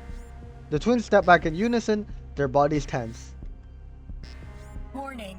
Control over the exhibition hall has been lost. The All-Soviet Exhibition Center has activated its emergency drill procedures. That's not ideal. Has the security here been hacked? All robots within the exhibition hall have had their connections severed. Oh dear. The cause is unknown. It's just the exhibition hall as well, so this is a targeted attack on only the exhibition hall and not anywhere else. Which is weird, because, I mean, how would you even do that? Because you would need access to the collective, no? So, I mean, the only thing different about the exhibition hall and, like, the rest of the world, I guess, would be, like, there's Collective 2.0, like, tester devices around, right, in the exhibition hall. So maybe someone's, like, piggybacking off of Collective 2.0 and using, like, the default devices to, like, cut all the robots from the connection, maybe? I don't know. The twins go silent for a moment as if listening to an order. Understood, Doctor. We will proceed to the exhibition hall, continue broadcasting our coordinates, and await the arrival of reinforcements. Okay. Please wait here, comrades. A turbine will arrive in 1 minute and 43 seconds to transport you to Chelome. We must return to the exhibition hall. Okay. With that, left and right pull the security door open and usher the young visitors inside. Please remain inside the assembly room. Okay. Wright finishes speaking, and the two robots gracefully depart. The door slams closed with a metallic bang, and the valve spins shut. The visitors are left in the silence of the assembly room. What do you think, Vertin? I mean, this certainly is a bizarre situation. If something is happening in the exhibition hall, I don't think we can afford to wait around here until trouble inevitably finds us. We should head out and assess the situation. Damn, pretty dangerous. I concur entirely. What do you think, Mesmer? Hello, I can't click. Oh, it's a new day. It's a new in-game day. Oh well. Well, while we think about this, let's discuss. Yeah, I wonder how it got hacked. Cause only the exhibition hall has been hacked. So, as I said earlier, I think my initial idea is that they are using Collective 2.0, like the demo devices, with the fault devices. Like there's someone using that as a way to control the robots in the exhibition hall, perhaps. And that's why only the exhibition hall is losing connection and not like the rest of the Soviet Union or whatever, you know? Why would I expect either of you to follow orders? I've done your psyche vals. Yep. Well, we've got no choice but to follow them into potential danger now.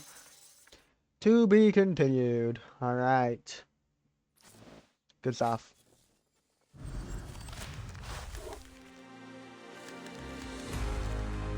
Alright, let's take a look at this. She will be an innocent, lovely girl. Lebedev's notes. The auto weapon factory, aka the repair vendor, is complete. To increase its functions, I have added a variety of algorithms to its thinking module, making it a genuine artificial intelligence. I am sure the entire Mendeleev complex will be proud of this achievement because it, or should I say she, has developed her own emotions. We have not figured out whether this is simply imitation, but all the scientists in the lab are excited about it. Perhaps we should give her a feminine name, a lovely one with an innocent feel. Yes, Nora, that's a good name. Yep, she's very innocent, innocently freaky, but yeah, very cool. Yeah, Nora seems pretty fun though. She's pretty animated. But yeah, let's press on to part 4. Only in modern times. This comes with a fight as well, so gotta be ready to fight off some sort of evil fellas in the exhibition hall, perhaps. Okay, we're in a hallway in the exhibition hall. Also looks like a hospital in the Foundation, but after listening for any movement outside, the young visitors slip out of the assembly room. Hello, dear comrades. Welcome to the Polymer Exhibition Hall. Flashing red lights, a hallway devoid of life, yet disembodied screams echo from far down the corridor, staggered with the ever-enthusiastic voice of Tereshkova. Where have all those mustachioed lab robots gone?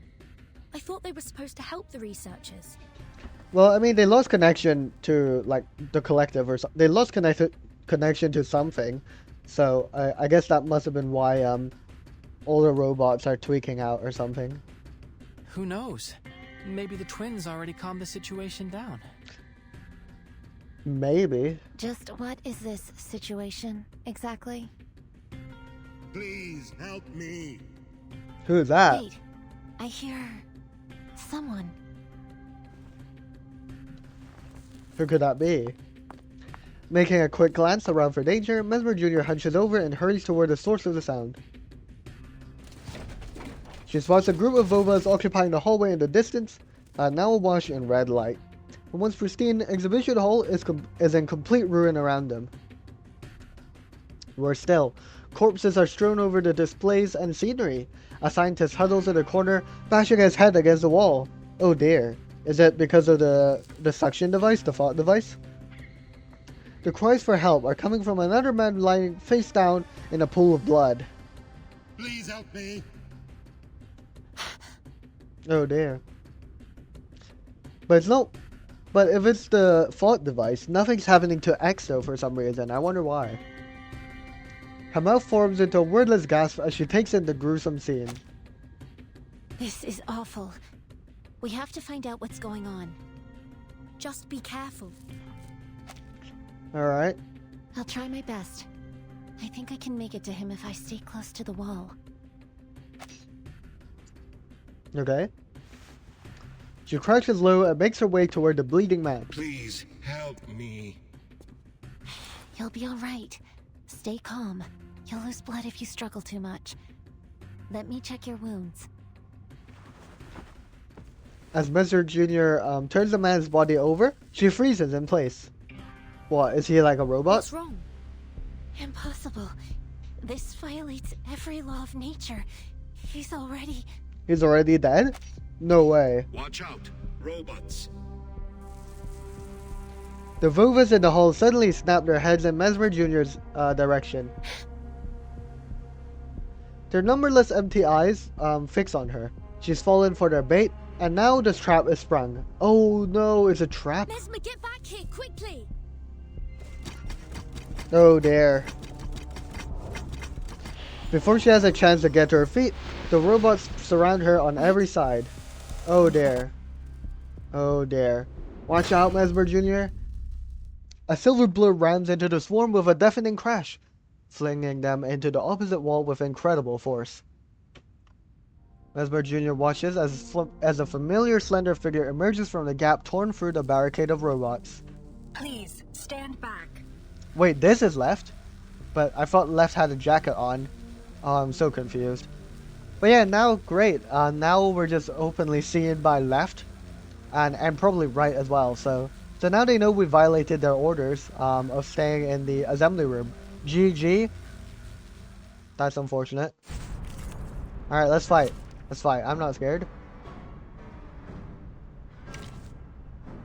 Let's bring Nautica I'll in. be here to catch you if you fall. Greetings. Oh my god. These guys look a bit terrifying. Alright, let's fight. Oh, what is this?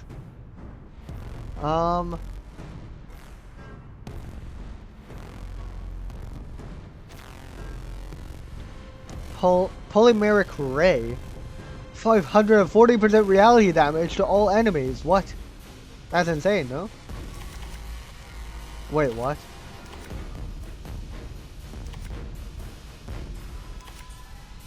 I'm so lost. I don't know what this means. GG. Overclock restrictions lifted. Yeah, I don't know what is... I don't know what's going on in the middle here. But I guess we'll find out later. Sensing their thoughts, taking a peek inside. What I'm good at. Alright. Face the truth. Fantastic. Oh wait, there's a tutorial here.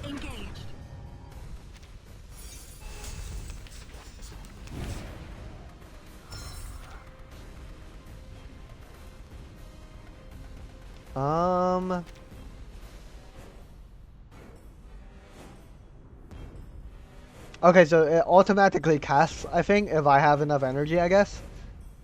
Cool.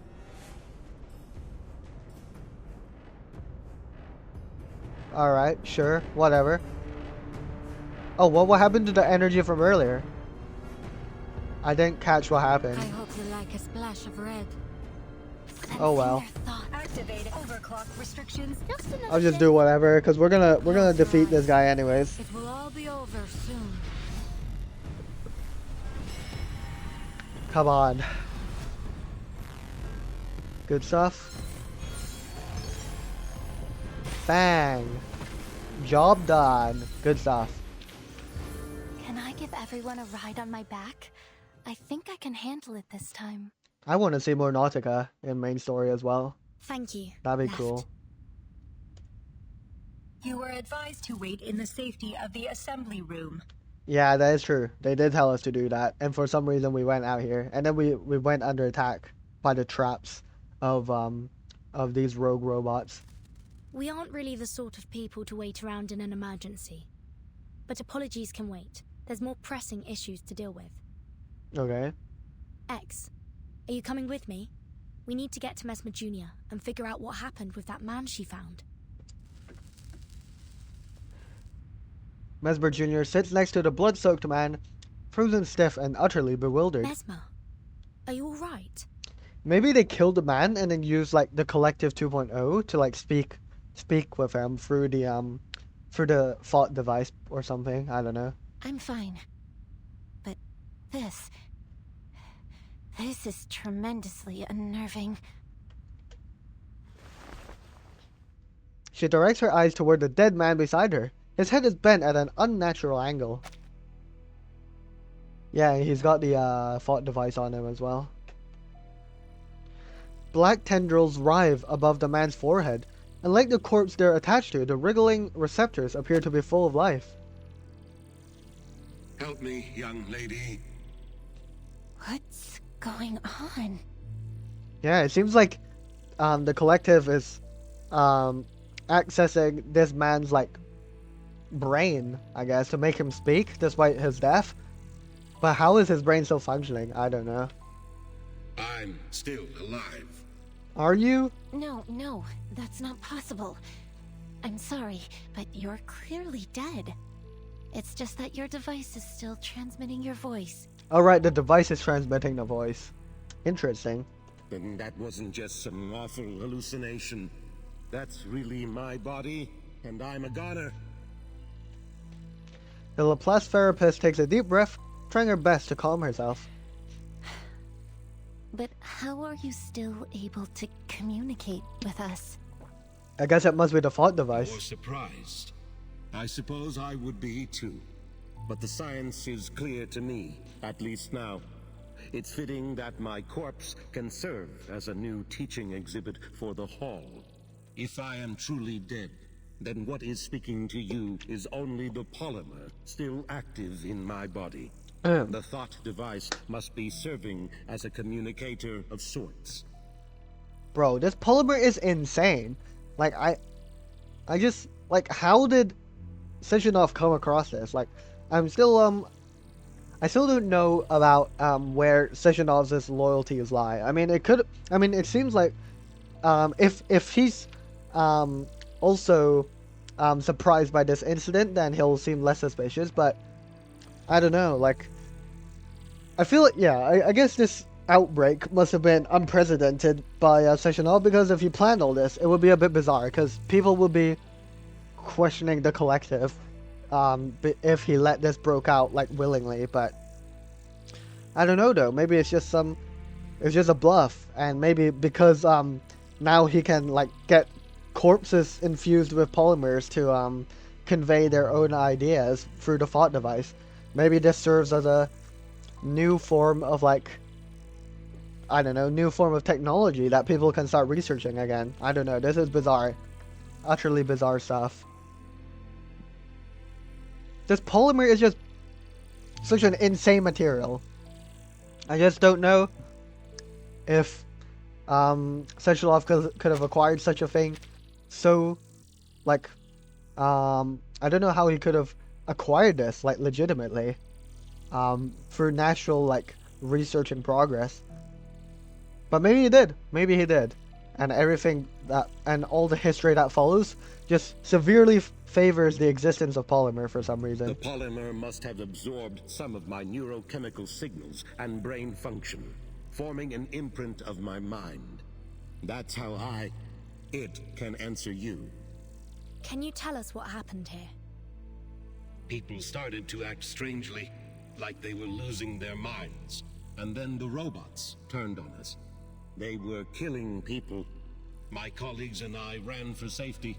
I remember some of them got away.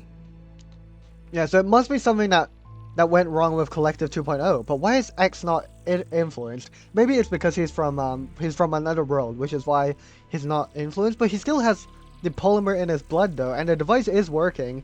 So I wonder why X is spared from the problem. Maybe it was confined to just Exhibition Hall. I mean, now that I think about it, Sechenov got the three of us to go to the assembly room to fix our device, no? So maybe Sechenov could be behind this, but he's sparing the three of us for some reason.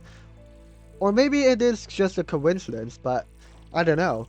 Because we know Sechenov sent the three of us to the assembly room, and then when we came back, everything went wrong while we were still at the assembly room. Interesting. Yeah, I still don't know if Sechenov is a good guy or bad guy, but interesting. But you know,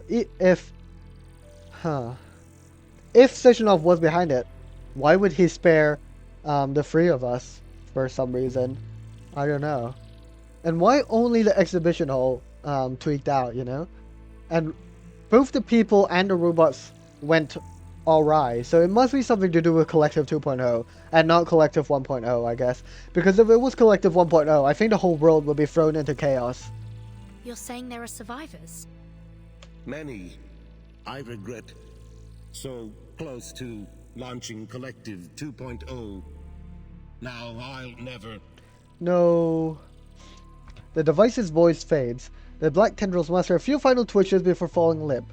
Okay, interesting. So after an amount of time, like post-death, the device does actually fade away. Interesting. I thought it might be indefinite, but I guess not. We didn't even ask for his name. That's true. Rest in peace, Scientist 5. Upon seeing this, Left approaches from where she was standing guard. She gently bends and closes the man's eyes. He was dead before you even got there. It wasn't really him. Oh, sorry, I accidentally skipped the voice line. It was just an echo of his brainwaves. X is dragging what looks like a massive, wriggling cocoon behind him. What the hell? Where'd he find that? I don't understand. Even tied up, this scientist still seems to be trying to ram his head into the wall. Oh, right, yeah, right, because there was a scientist trying to ram his head into the wall. Do we have any idea what's going on? Why did you come back? Left turns to face him. The situation in the exhibition hall remains out of control. However, I received a notification that the security door had been opened. I had to ascertain whether you were in danger. Okay, that makes sense. Left looks at the security door, opened without permission, and turns back to the visitors. I was the one that pushed for us to leave. I thought perhaps we could help in some way, but I didn't anticipate any of this. Thank you, Left. On that topic of whatever's going on here, could it have something to do with the collective? I think so. Collective 2.0 to be precise. The demonstration of it. There's a long pause. No one present seems equipped to offer an answer. Wright is proceeding to the source of the incident. My mission now is to ensure the safety of all of our guests. Alright. Left gracefully picks up the deceased scientist. Your theory is interesting, comrade, but further investigation will have to wait for now. Alright. Please follow me, comrades. I will escort you somewhere safe. Alright, well, off we go. Hopefully nothing bad also happens afterwards. To be continued, let's do one more part for today, and then we'll call it quits for now, and we'll continue next week. Alright. No trace this time. Okay, let's press on to part 5 then. A different definition of hero. A loyal soldier with a penchant for foul language and deep-fried critters. Alright, let's see what's up. A different definition of hero. I wonder if we'll see Nora again then. Alright, exhibition hall. The trio follows Left into the exhibition hall's main gallery. It has a horror show of destruction and violence. Broken robots lie among piles of collapsed rubble. A few surviving scientists have holed up in a far corner. Wright is arranging a few round white objects on the floor. What's that on the ground? A defensive perimeter of pulse mines. These will temporarily stun robots, but are harmless to humans. Fantastic. That's helpful.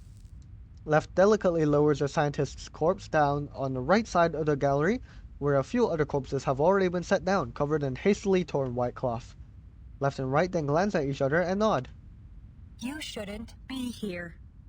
That is true. Sorry. We found a survivor.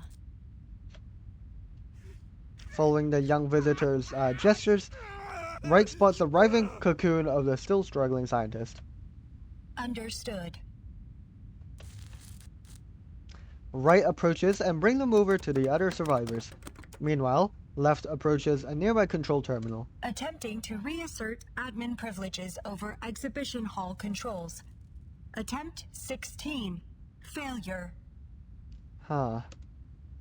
Please do not panic, comrades. Help will arrive shortly. Okay. A special operations agent will take responsibility over evacuating you safely. Okay, I wonder I wonder who this agent could be. The malfunctioning robots may resume their assault at any time. Please stay behind the defensive perimeter. Okay. What was that? Is that an explosion? Is that another haywire robot? The twins unite and float into the air. Oh, I didn't know they could float. No hostiles detected. Huh, then what could it be? An earthquake? The sound's getting closer. Get ready to fight. Crispy critters. I should just blow this entire door to bits. Critters?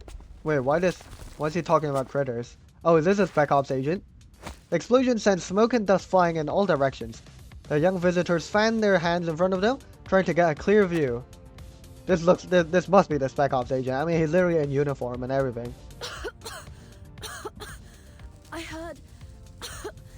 Don't tell me some kind of critter caused this. Look at him go. He's got a rifle and everything. Out of my way. Yeah, he looks cool. Very cool stuff. The figure in the smoke kicks something metallic. After the blast settles, the exhibition hall is filled with the sound of metal skidding across the floor. What good is a lock like that, Charles? Just to keep idiots out? A tall, broad man toting a gun emerges from the billowing smoke. Who is this? He doesn't appear to be a robot anyways. And I don't think he's gone mad like that scientist. Are you certain of that? It looks like he's arguing with his glove.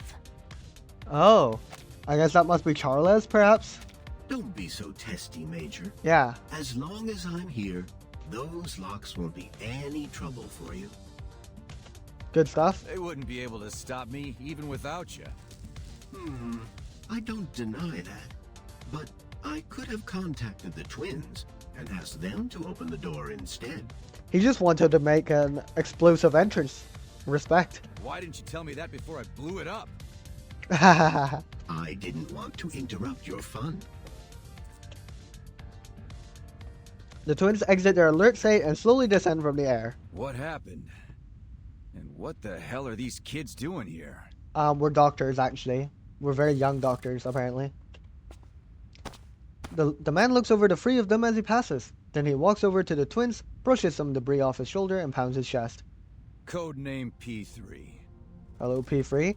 And his trusty companion, Charles. Okay, so he says Charles, but Charles says Charles.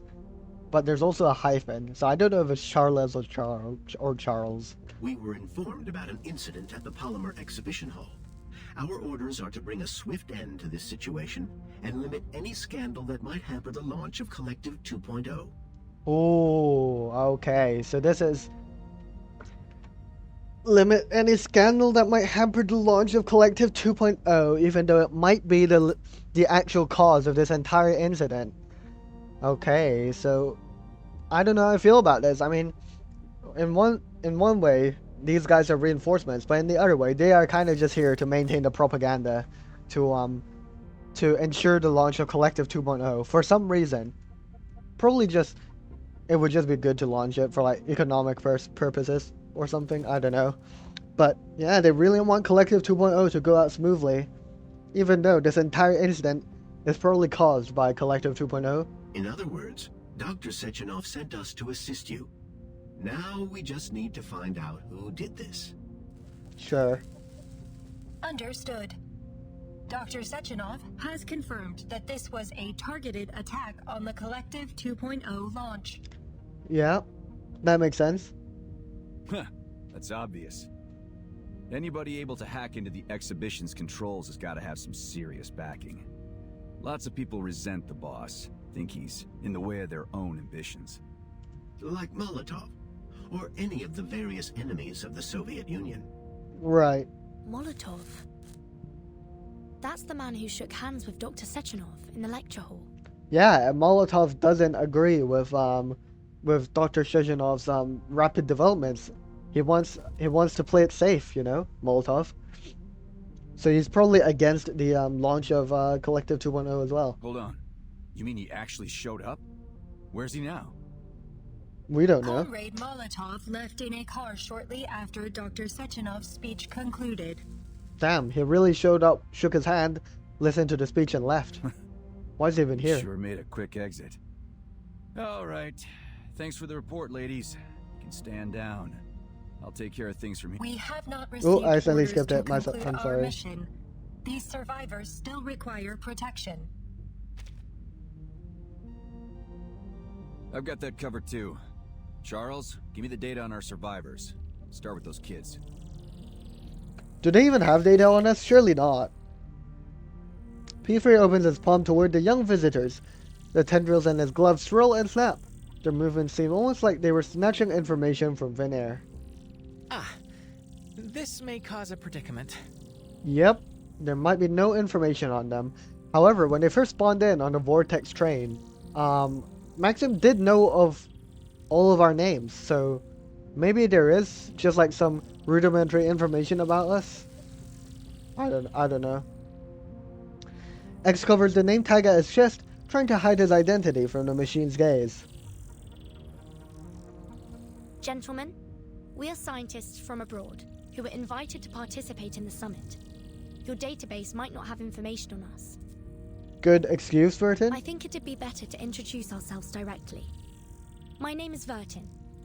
This is Mesmer Jr., and that's X. The glove's tendrils seemed to slow, almost as if they were thinking. She's right, Major. I have no data on them. Though I can tell that those two haven't been polymerized. Ooh, how suspicious in this world, I guess. Not polymerized. Crispy critters. Hardly see that these days. I guess if you're not polymerized, you're either dead from the plague, or you're just, I don't know, you're just against having polymer in your system, I guess. Perhaps it's better to focus our efforts on searching for and rescuing other survivors. I also noticed that their names don't appear in any available immigration records, and that they were only added to the guest list for the summit earlier today. Yeah, because we spawned in from another world. You mean they snuck in? It would appear so. That's not what happened. P3 lifts his gun to his shoulder, looking over the trio with suspicion. We're not suspicious. We're normal Major. people. So we've got potential spies at the site of a complete disaster. Oh dear, that's not good. That's not good. We should have just stayed in the assembly room, took our car, and left. Teenage spies. What do they stoop to next? It's not like that, Major. Please, allow me to explain. Where should I send them, Charles? That's complicated. Perhaps the Juvenile Justice Committee, or a counterintelligence agency. We're not even confirmed to be spies just yet. Any ideas, X? Yeah, throw some bizarre device at them, maybe. The signal here isn't great. Maybe your glove should check again? That isn't funny. We should run. We should. Concurred. Maybe we should cast some arcane skills as well. Just to stop them, impair them. The three of them make a break for it. P3 immediately gives chase, only to stop with an annoyed realization. God, can't get any info if they're dead. Hey, twins! Help me catch them. Alive. We'll each take one. Got it? Great, now we're criminals. You hate to see it. We're getting accused of being overseas spies. Understood. This sucks. We have to bring out our arcane skills then, surely. The twins fly after the young visitors. Left quickly catches up to Mesmer Jr. and reaches for her arm. Take this. X turns around with his hand raised, like he's about to throw something. What's he throwing? Oh, they cast a force field though. He opens his hand to reveal a teleport disc, flashing a devilish grin at the twins before activating it. Oh, where's he gonna... Wait, so who's getting teleported? Is it the three of them get to teleport? As soon as the words leave his lips, a blinding light envelopes the trio. Then just as quickly as it appeared, the light vanishes, taking the three visitors along with it. Okay, that's super smart. Carrying around teleportation floppy disks. Very smart. I was wondering if we would have something like that. And I'm glad we do. Good stuff. These guys must be so confused. Was that magic? Yeah, we've got magic in the country we're from. Yep. Very magical. Bro is so lost. Bro has no idea what they did. To be continued. Okay. Perfect. Oh, exactly 2 hours as well. Good stuff. We're going to end today's episode here. Yeah, this has been a pretty interesting experience thus far, learning about the world of Atomic Heart and all this stuff about the polymer. Very intriguing.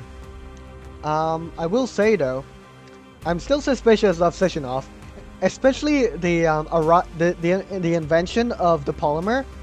I just find it so suspicious. No. Oh, let me claim this first.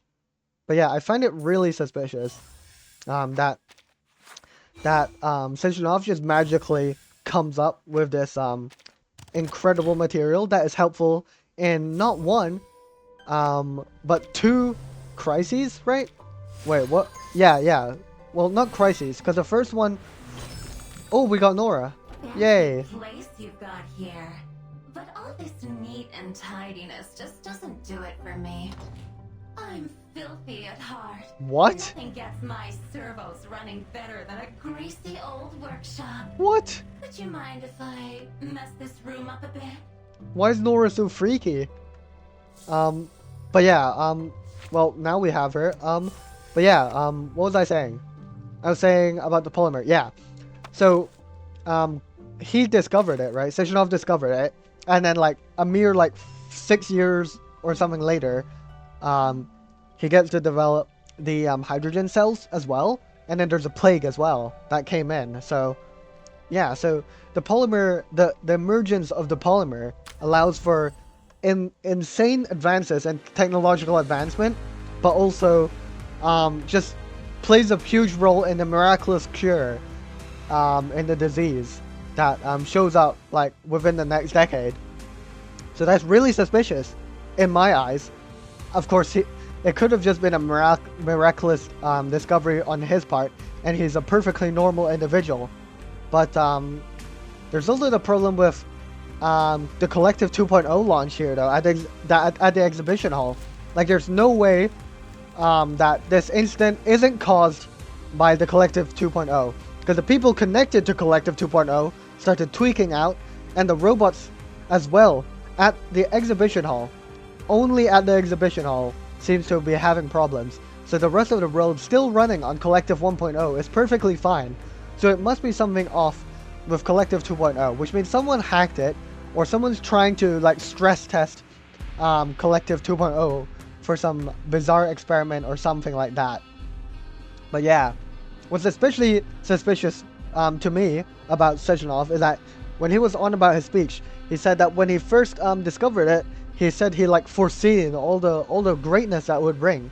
So that suggests that maybe he could be a time traveler or something, or some time traveling entity passed on this incredible knowledge about the polymer to him in order to save his generation. I don't know. I'm just saying whatever comes to mind. But yeah, I don't entirely trust him.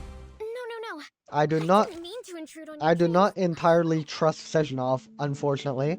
But I also agree with Molotov's sentiments regarding that maybe we're pushing a bit too fast with these technological advancements, and Collective 2.0 definitely seems to be an agent of chaos at our current situation, and it definitely seems to be the potential leading cause of the incident that's going on in the exhibition hall. So that is very, very suspicious stuff. But yeah, I guess next time we'll see where our gang teleports to, and yeah, we'll see where the story goes from there. But yeah, I still think Sessionov is a bit suspicious, especially since P3 was literally sent there to make sure nothing hampers the launch of Collective 2.0. So, I mean, maybe that's just a way for him to save face, right? If an unforeseen incident appears regarding Collective 2.0, it's really going to hamper the launch. But why does he want to launch it so quickly, you know? Why is he pushing for it so hard, as Maxim suggested? maybe just for economic benefit. Maybe he's gonna get loads of money, and that'll be fantastic. Or maybe there's some looming threat in the future, within like 2 years or something. You know, like a looming threat in the near future that really requires Collective 2.0 to be launched to further facilitate optimizations across the world, and robots and their labor needs to be further optimized. I don't know, maybe, yeah, maybe some terrible thing is going to happen, and that's why he's pushing for it, but I don't know. Very interesting though to learn about the world of Atomic Heart.